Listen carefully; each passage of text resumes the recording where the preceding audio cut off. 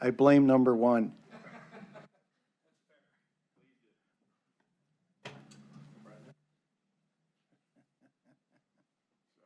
Ready, Janine? Okay. Welcome, ladies and gentlemen. This is the Cuyahoga County Safety and Justice Affairs Committee meeting this Tuesday, March 5th, 12 days before the day. Roll call. And just as a reminder to all who are in attendance, this meeting is being recorded and live streamed on the county's YouTube page. Calling the roll, Mr. Gallagher. Here. Ms. Conwell. Ms. Conwell is absent at the moment. Mr. Byrne. Here. Mr. Kelly. Here. Ms. Simon. Ms. Simon is absent at the moment. There is a quorum. Do we have public comment? No, Mr. Chair, no one is signed in. Okay. In your packets, you have the minutes of the February 20th meeting. If they're in order, I'll accept a motion and a second. So moved. Second. All in favor? Aye. Aye. Against? Thank you. 2024-0086. Resolution number 2024-0086, authorizing an amendment to contract number 4105 with Applewood Centers for secure residential treatment services.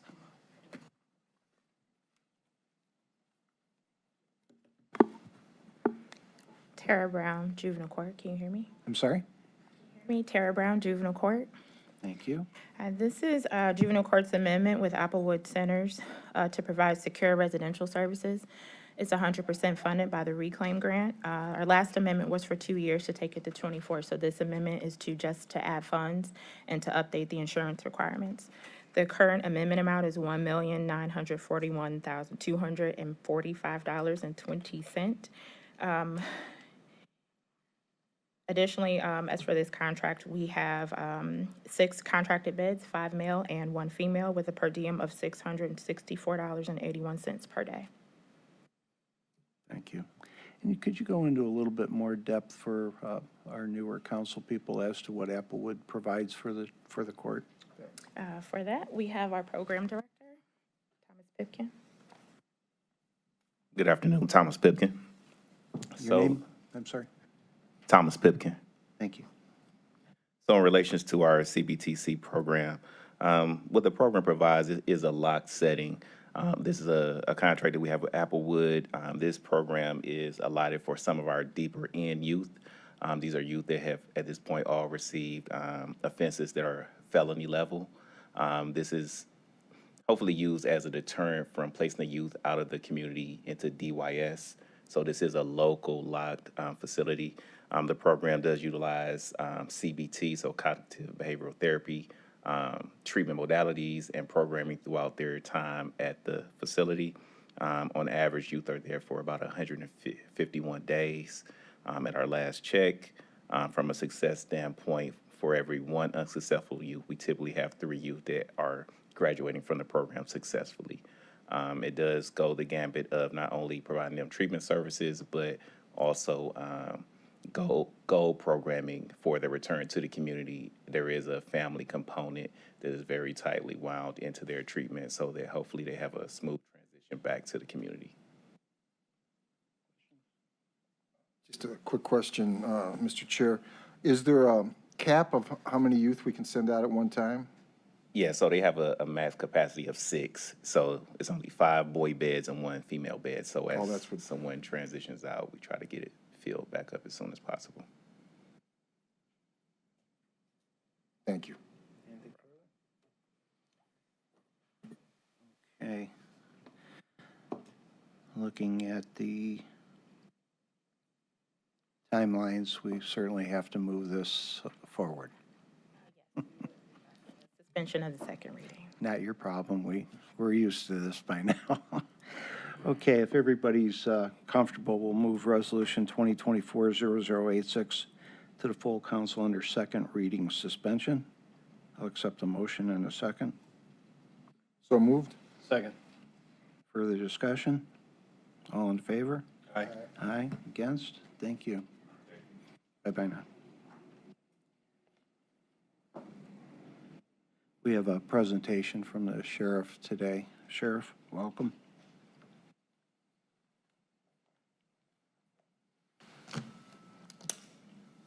And specifically, we were talking about building security and go-forward plans regarding building security, knowing full well that we're stuck in our facilities at least for 3 to 4 more years, maybe a little bit longer. And so I think comforting our partners in justice would be important to see where we're going to go.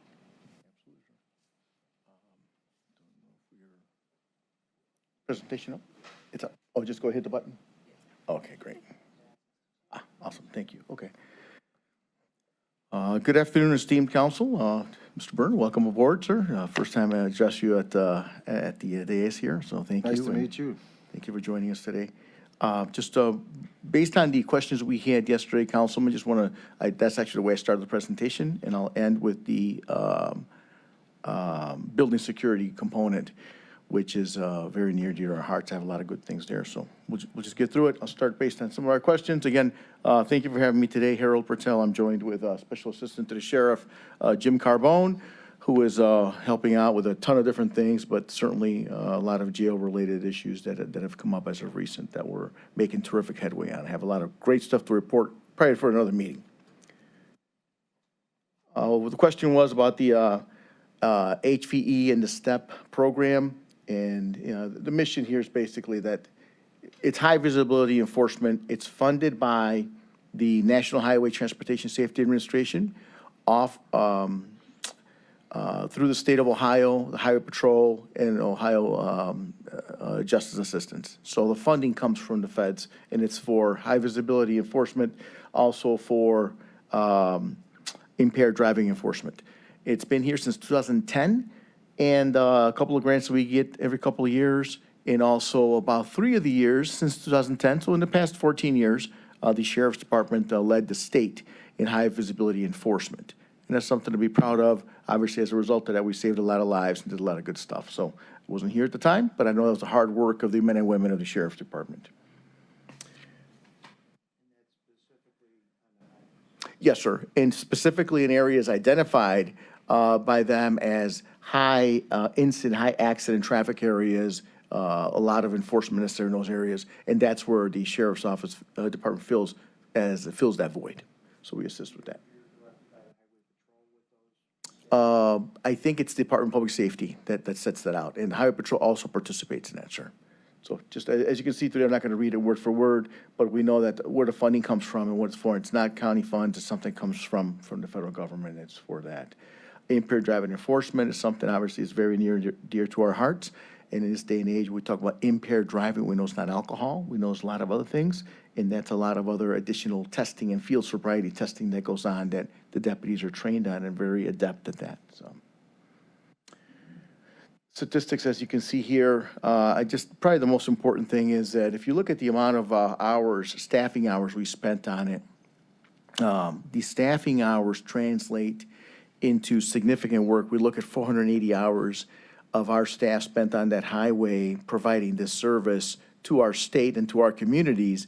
Obviously, there's a lot of bang for that buck there from the federal government because we're able to translate that into enforcement action. And beyond that, whether it's not citations written or arrests made, I think the important part is they help slow things down on the highways. And it makes people think, hey, I'm going to this party, but I saw that marked car sitting on the highway. Maybe I won't have another drink. Maybe I'll get a ride. Maybe I'll stay here. Whatever it could be. So certainly there's always another effect on that. Transitioning from that, the other question about downtown safety stuff, just want to just highlight a couple of points made with that, and that is that the deployment was statistics-based and was supporting data that we have. The data speaks to the hour of the crimes in this area in downtown Cleveland. And that's, as you can see, the hours there are the hours that they're focused on, which is from 6 p.m. to 4 a.m. So we cover those hours. So we're following the data. We're following where the crime is. Next, it goes by weekday. You can see that the weekdays, and the violent crime is in the orange, property crime is in the gray. We can see that the weekday, obviously Saturday and Sunday are the heaviest, but let's not forget Sunday becomes Sunday at midnight Saturday night. So that downtown safety patrol, which is out Saturday night till 4 in the morning is addressing that crime time. And that's just to show our deployment, our thought process in deploying them, using the data available to us, which led to these numbers, which is probably something for us all to be proud of, and which has led to the vast support within the community, residents, visitors downtown, et cetera. You see in November of 2023 where we were, again, violent crime is in the orange, property crime is in the gray, and steadily, every month, there was a significant decline until the month of February, and that's projected to continue. That was right here. Why? Because our deputies are keeping it safe. Why? Because all of our residents from throughout Cuyahoga County come downtown to enjoy themselves, have dinner, come to Cavs games, et cetera. So that's the impact there. So a lot of questions about that. I just want to show it, and I understand there's funding and everything else we have to work on, but the proof is there, the effect is there, that the work is having an impact on violent crime. There is some enforcement action. These are Cleveland statistics that you Yes, give sir. Yes, sir. Cleveland Police. Correct, sir. And we asked for a policy regarding this unit, and we didn't receive that. Where is that? Working on a policy, sir. It's just another unit, which we probably should have a separate policy because their mission is a little different than everyone else. But the general rules and policies that apply to every deputy sheriff, whether they're in transport, courts department, courts unit, DSP, anywhere that they operate, the rules are going to be the same. But it probably is a good idea. It is a good idea to have a specific policy because their hours are different, the functions are slightly different, and we'll have that crafted here within the next few weeks, sir. Well, the concern that I had was this has been instituted now going on a year, 6 months. close to a year, Yes, sir. without policy. That is a danger. Correct. I mean, I just don't know how we do that. Okay. Now, Councilman, just to respond to that, these deputy sheriffs are doing police work, which is part and parcel of what officers do. It's not like we have them out there building widgets. They're doing what law enforcement officers do, which is high visibility enforcement, arresting people, being ambassadors for our community.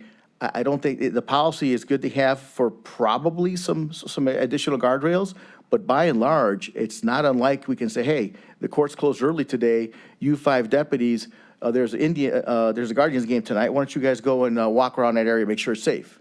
No policy there. So we are, I mean, yes, each unit should have a specified policy to cover additionals. But at the crux of it, they're performing law enforcement officer work like every other peace officer in Cuyahoga County. Well, the concern was they're only in a specific area of Yes, sir. Cleveland. I looked at the crime map, and the crime really isn't there anymore. It's obviously probably moved on, and it could be argued because of the visibility of this unit.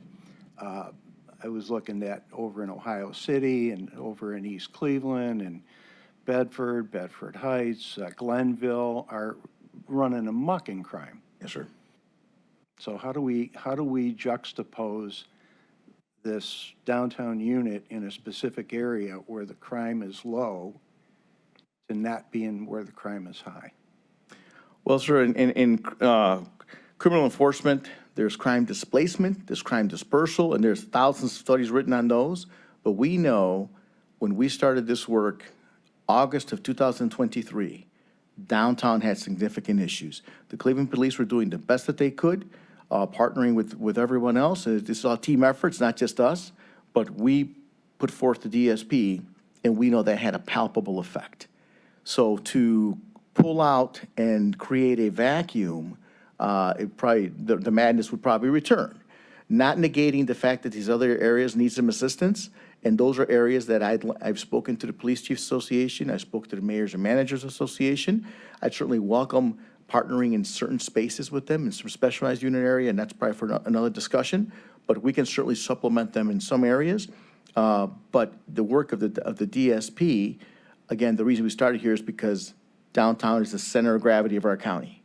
Center of gravity of billions of dollars of investment that this council has supported throughout the years. So we can't just let that go up in flames.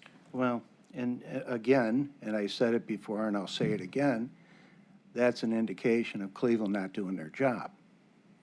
And we all know what's happening over there. We all know why they can't recruit. The suburbs are not having the problem that you're having or or the suburbs they have not having the problem, and Cleveland's having the problem.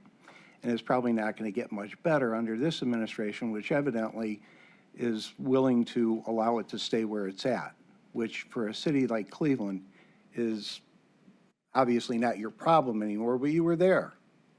And crime didn't just jump onto West 4th Street. We had a couple bad incidents. My concern is, and again, you know, we weren't brought into this, so now we're at the point where we write the checks. Right, sure. Cleveland's getting a benefit here, using our guys, putting them at risk, serious risk.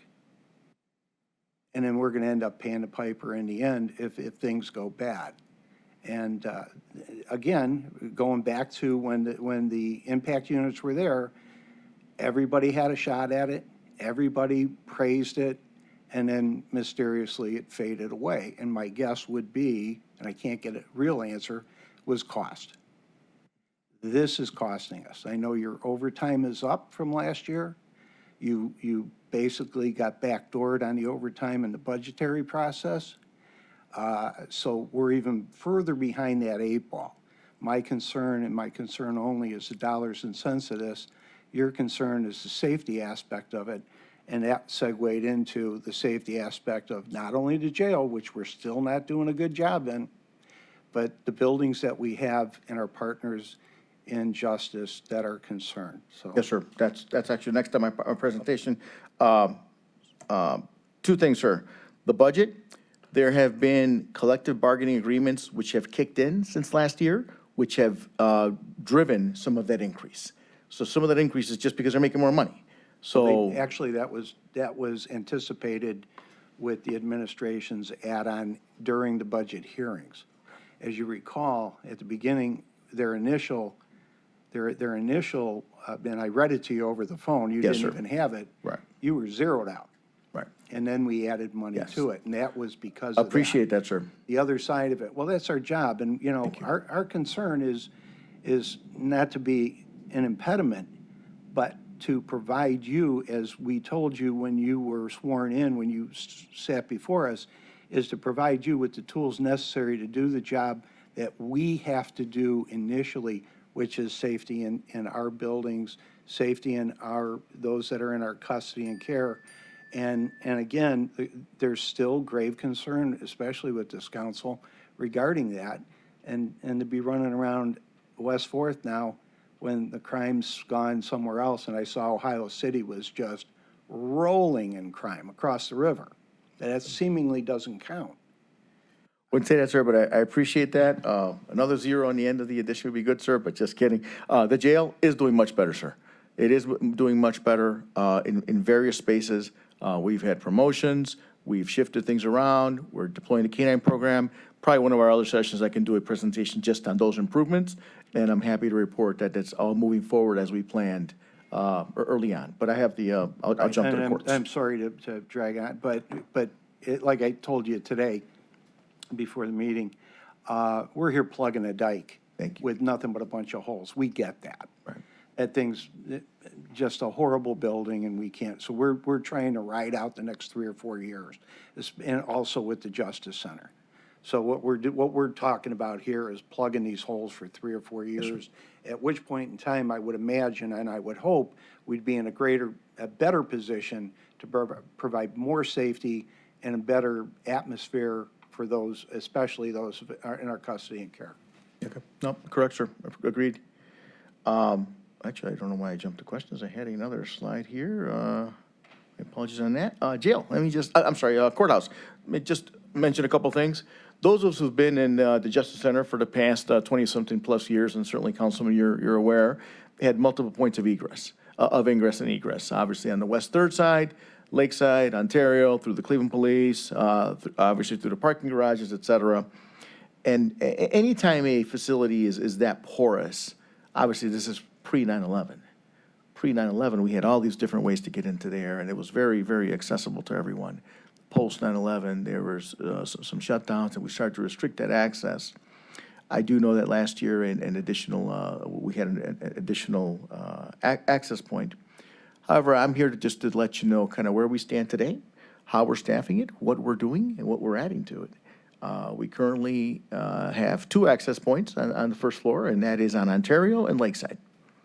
Each one of those is staffed by deputy sheriffs and court security officers. Those are 24-hour positions, but as we know, the bulk of the workday is when the court security officers work there in concert with the deputy sheriffs. After hours, it is the responsibility of the deputy sheriffs assigned to the field operations unit to staff that access. Because people do come to the Justice Center all hours of the day and night, so that is important. We see about 5,000 visitors per day at the Justice Center, and that is a number that I suspect was much higher pre-COVID. Since COVID, I guess everything's not 100% back to normal, but the numbers are still there. 2023, we discovered and seized 7 firearms coming into the facility. Those are 7 firearms that could have caused all kinds of madness and death in our facility, and would have put everybody at risk in the Justice Center on all sides. We don't know where they were going. Well, a few of them, we do know where they were going, but they could have gone anywhere, the point is, had they gotten through those checkpoints. Those checkpoints are not only staffed by court security officers who are armed and deputy sheriffs, but we also have metal detectors, body scans. We do have everything in place to make sure we detect what comes in. And that system is working because the dedicated work that they do is what has located and allowed us to seize these firearms coming in. The other side to that is that obviously it's all a learning thing, and I think that most of our staff has kind of gotten the messages, coming through what the process is, and so has the public. So we've done a very good job on that, very good job of meeting out, whether it's a contractor or someone else that has an access badge, make sure it's appropriate for the individual. So that part's been done, and obviously there's a identification office in the sheriff's department that gives out those access cards. The other thing is the garages. The judge's garage has had a couple of incursions. We've had some discussions with the judges. I've met with them a few times, and they've identified certain things that they want to change on, and we're working on those. And very simple things like, having a blind at the guard check, just little things. But the point is, limiting the amount of people that can access through the judge's garage is another thing that we've worked on, because it used to be open to anybody with an ID, and then it was just open to anyone walking in. There is a procedure if we have a juror who requires some assistance because of a wheelchair or injury, et cetera. We vet that juror, and deputies from field operations will meet them and escort them into the garage and park them. So people who say, I saw a stranger. Yeah, it was probably a person who's on jury duty, but to get in there, they were vetted first that they were on jury duty, and they were escorted in by the deputy sheriffs. So that clears that garage, because there's been some commentary on that. Employees who should not be parking there and are subject to discipline. Because you're supposed to park. You're not supposed to park, especially if you come to work every day. It's one thing, a person who comes downtown, and they come to a Guardians game and they park somewhere accidentally. That's one thing. But if you're an employee, you come to work every day, you know where you're supposed to park. So that's something that we've addressed. The other point is panic alarms. When the court has an emergency, they have panic alarms that go right to the deputy sheriffs and field operations. Those deputy sheriffs, the deputies in the courthouse, there's 2 different units here. Field operations staff everything downstairs and everything that you see out in the street. Courthouse security, those are the deputies assigned to the courthouse. Well, they all get the bell if someone in the judge's chamber pushes a panic alarm. Probation is another side. Probation alarm, different system, different vendor. We're cobbling what we can, but that system works well. It's just a separate system, and it goes to the protective service officers. So they would respond to any situation. Now, we all have radio contact. We have interoperability. It's no problem there. But just so you understand, just the lines of demarcation as far as responsibility, and that was laid out many years ago. Could we change it tomorrow? Maybe the day after tomorrow. But in the foreseeable future, there's really no plan, and I'd have to evaluate the cost of changing that notification system, and there was a reason for it, and I haven't got to the bottom of that yet. Both work well. They work independent of each other, and they both alert different members of the sheriff's department. We're all one team sometimes different patches. We're all on the same team playing different bases. So whether it's a court security officer, a protective service officer, or a deputy sheriff, we're here to resolve the mission. So in essence, sir, that is the security at the Justice Center. 2 access points. I give you the amount of people and the success that they've had. And we spoke earlier, you'll be meeting with the judges regarding further security. Again, plug in the dike for the 3 or 4 years we're going to be in these buildings. Yes, sir. It's important, as I stressed earlier, that they be made aware. And when I say they be made aware, the chief judge be made aware. Everybody has an opinion, but he makes the call. So make sure that he's in the loop when talking about anything to anybody, because you get the telephone game when stories change, and I've been there, and Cuyahoga County's no different than the world. You know, it gets messy pretty quickly.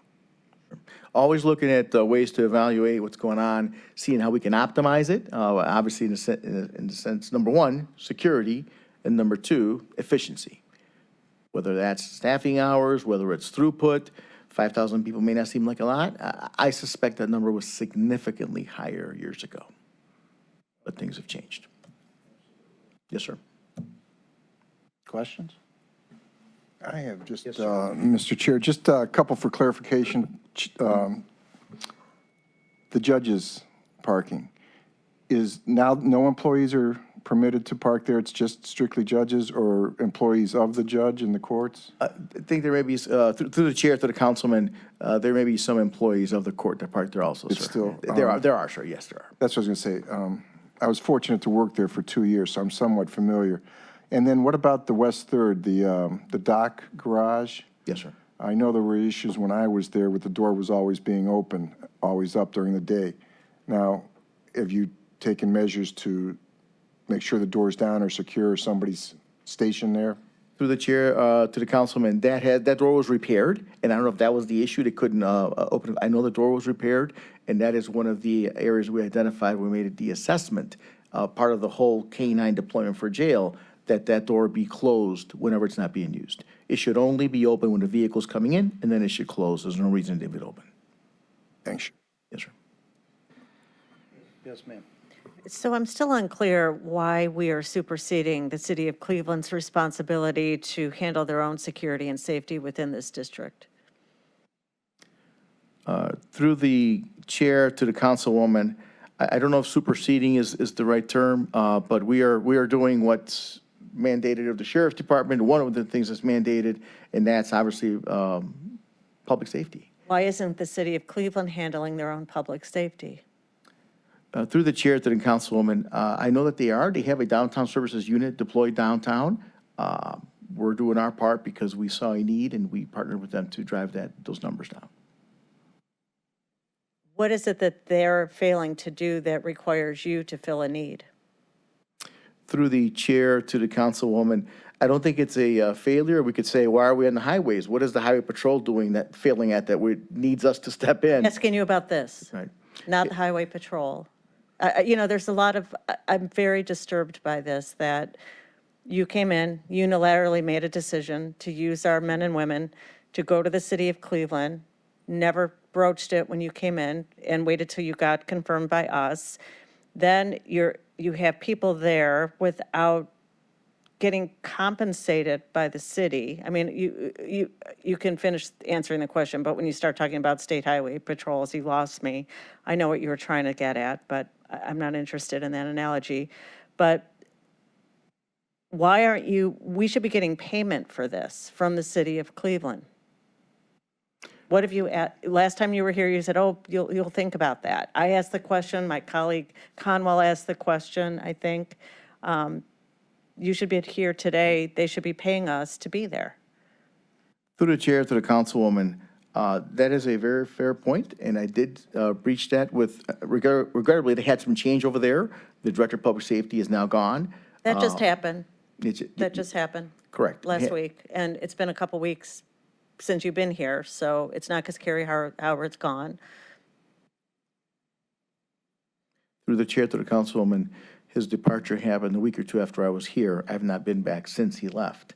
And that's the person that was the point of contact. So I will reach out to Safety Director Drummond and certainly Chief Todd and see what we can broach here, if there's something there. But it is a basic function of the Sheriff's Department. We don't charge typically for just doing police work. Could we work something out with them? I'm sure we could, but is that something that is first and foremost for us?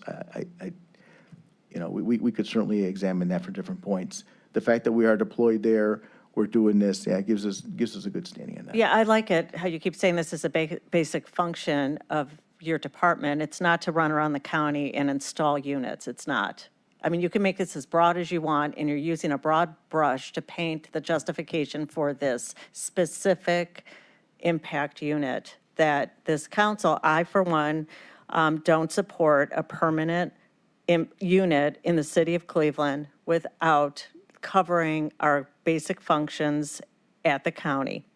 We've never done this, and there's no reason we should be there. When the city of Cleveland has its own police force, we don't need to be, we're superseding that. Now, what happens when there's a lawsuit? What happens when the county gets sued because one of your men or women don't take care of somebody who's ODing? I think maybe I heard something about that. Who's going to pay that? Does that come to our law department, and now we have to start paying for lawsuits from this unit in the city of Cleveland? Through the chair to the councilwoman, any lawsuit, any governmental function can lead to a lawsuit. A garbage truck could back over someone's car. I know, I realize that. I'm a lawyer. I understand that. But now we're putting the county at risk of having lawsuits unnecessarily when this job is foremost should be done by the city of Cleveland. Do we have a contract with the city of Cleveland that if there's a lawsuit in this area that they'll compensate us? There'll be reimbursement. There'll be participation. Or are we just going to do that too and just let them walk by without paying a dime? Through the chair to the councilwoman, we don't have a contract. I don't know if that's something that our law department could approach, but I do know that when deputies are out there doing their jobs, let's say they're en route to juvenile for something and they get involved in a situation, that is a occupational hazard in this space.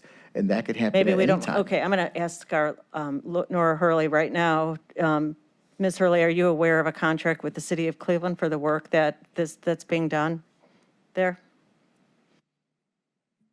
I am not aware, but I can certainly inquire when I go back to the office, and if that is the path that we want to take, we will assist and we will produce something. Well, I'm going to ask the chair of this committee if that's a path that he wants to inquire into. Thank you. I'm done with my questions for now. If I could help out, we were talking about the units that are on the highways pulling people over. There were questions, who's paying for that? The feds pay for that through the state, and that's what we're saying. We're providing a service that's being paid for by someone else, backing up what they do. Only here, it seems we just, if I just did this on my own, I'd be at risk. I'd personally be at risk because I can't send people out to do favors for other cities. I can't tell you or ask you even, I wouldn't even ask you to go out to Berea and help them out unless they had a problem. And that was the impact unit. And we ate that and we were okay with that because it worked. And then, again, as I stated earlier, it went away, and maybe we need to look at that again because that got us more, it got us in more good grace with our surrounding communities. And I think other than cleaning out the sewers, which again, we charge what our cost is. And we don't make money on it. We don't lose money on it. We provide a service and we're happy to do it. And I see this no differently as a service, albeit it was presented as an emergency, which now the stats don't show us that it's an emergency, but the emergency has gone somewhere else, which I think leads into what the impact unit was. Follow the crime. We're now providing security for the entertainment district, and we don't get a nickel of that. We're not getting parking fees, Cleveland is. They have private security themselves. Our guys and their guys find time when they're not working to show up to provide security. They're getting paid for that. So there's a benefit for those guys and good for them. I wouldn't stop that. Wouldn't stop anybody from making a nickel. This is costing us $1.1 million for the year. And like I said, our overtime is underwater for the next 2 years, $24 million. It doesn't make sense. And in Cleveland, just took a whole bunch of money and spread it amongst their guys to give them bonuses and extra pay to keep them happy. What about our guys? It honestly, you'll never convince me this makes sense. Unless, of course, there was an emergency. And I just don't see it anymore. I see it other places, but not where it's at. And again, maybe we need to go back to the impact unit, do it legislatively, and eat the cost if that's what we're going to do, because it worked. And again, do you recall? Mr. Chair, Yes, ma'am. I agree, and I supported the countywide impact unit. The problem here is we're a county, we're not a city. And for some reason, maybe your affiliation, your loyalty, I don't know what, but we are our county, and we had a flexible impact unit that was able to rove through the county as a need basis for events, for circumstances. That's not this, and that's the problem I'm having. And we're not the city of Cleveland. And we do so much for them that I'm actually should get a dossier of all we do without any, including the jail contract, which is abysmal and a huge loss. Chair's right, this makes absolutely no sense. So I would like to see a legislative act to support and structure an impact unit, which this can include on a need basis, but not Thursday through Sunday every week to the expense of this whole county. So I would like to see something like that. I'd like to see a contract, Ms. Hurley, Attorney Hurley, on compensation, liability, everything that comes with this. I've talked to people in the administration on the jail contract, which, as I'm quickly reminded, is our fault. Even though the lawyers reviewed it, and the guy that wrote it now works for the City of Cleveland Law Department. I wonder how that worked out, where they're jacking us for millions of dollars. And let us not forget, when the you weren't here, thank God you weren't here, when they were talking about the Browns and giving money to the Browns, maybe. Wait, what? When? I'll talk to you. I missed something. I mean, it was just offhand, but it was a good Okay. conversation. And people forget when we peeled off the syntax for the City of Cleveland to take care of the football stadium, and that money for the next 4 years is to the tune of about $50 million. Maybe we need to rescind that if they're not going to come to the table. Maybe we just eat the contract and take our $50 million back and put it into our facilities that we're obligated to do. But out of the goodness of our heart, in blindness of cooperation, we cut these guys $50 million, and they don't even blink. The $50 million that Fitzgerald brought up for knocking down the homes. Do you want to see where all those got knocked down? I think I got 5. So we have done our share, is my point. And I am not going to be put in a position where people are like, oh, you're the bad guys. No, we're the good guys. We're the real good guys. And we have time and again put money on the line that we didn't have to do for the City of Cleveland. This isn't to you. This is to the world of Cleveland, who I guarantee you don't give a damn what I'm saying. But maybe we repeal the $50 million, and I'll bet maybe then they'll come to the table. This is ridiculous. And again, we passed it under bad advice from our attorneys that said it was okay, and it wasn't. And now that dude is working for the City of Cleveland. I think some subpoenas should be flying on that. That's just me. And I bet I get to the bottom of it. So we're the one cooperating, we're the ones getting it, and we're the ones supposed to take it And that's where the frustrations come from, Sheriff. This isn't really a frustration towards you.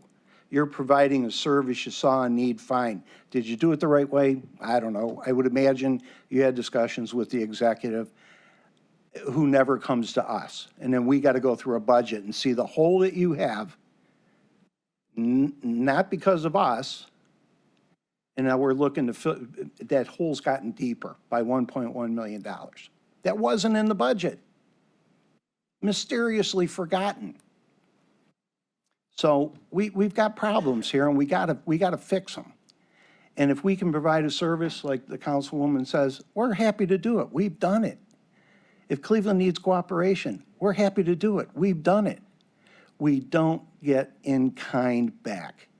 And I think we're at a point where we need to start looking at taking some of our balls and running home with them until they're willing to participate with us. So that's our frustration. You've only been here a year, a little less than a year.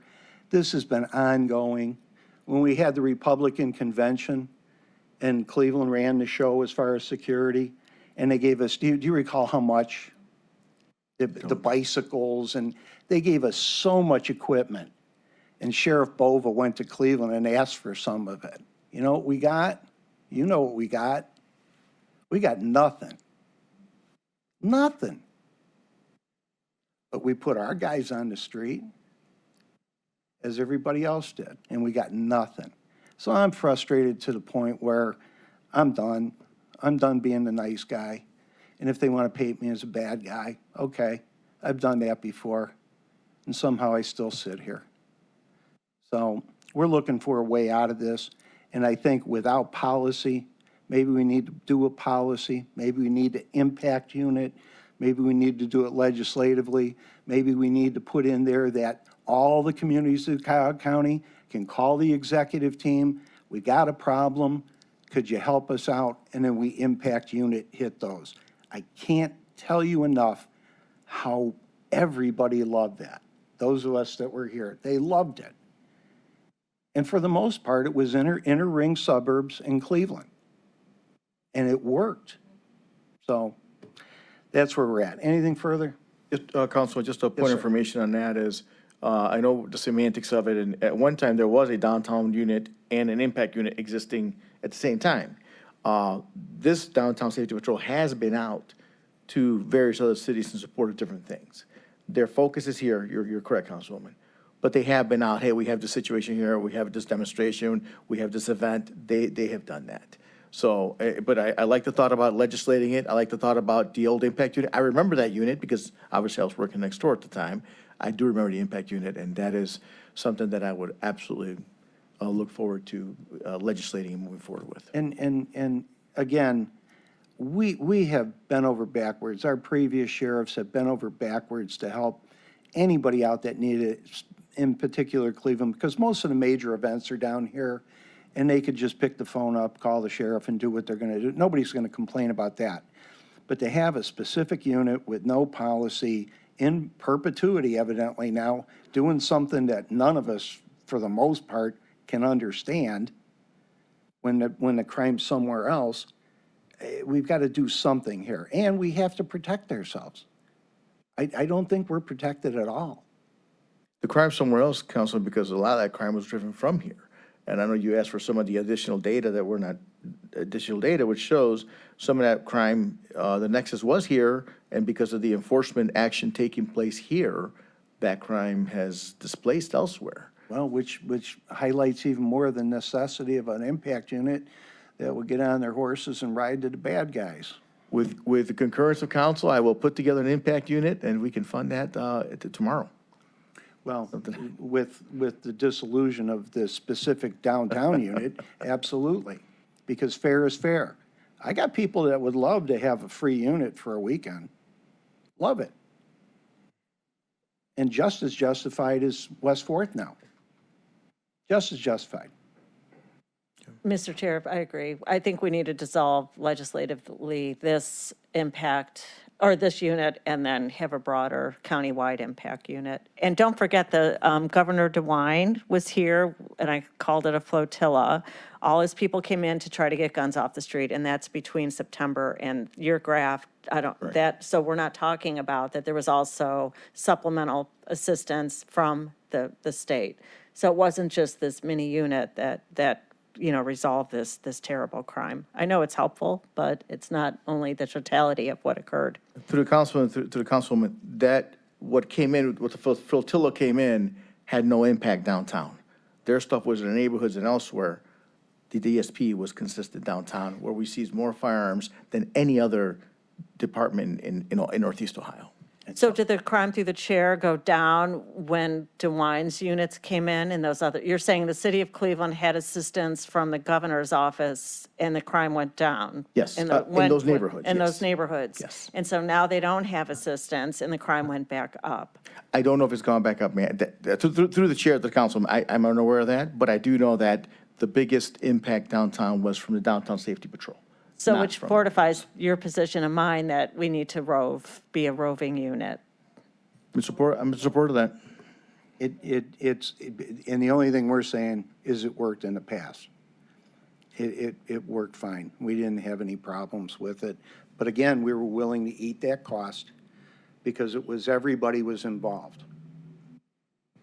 That's what we're saying. And it makes more sense. Now, we could talk further about this, but I honestly, I hate to keep banging this drum. I just don't understand specific targeted areas when the crime is somewhere else.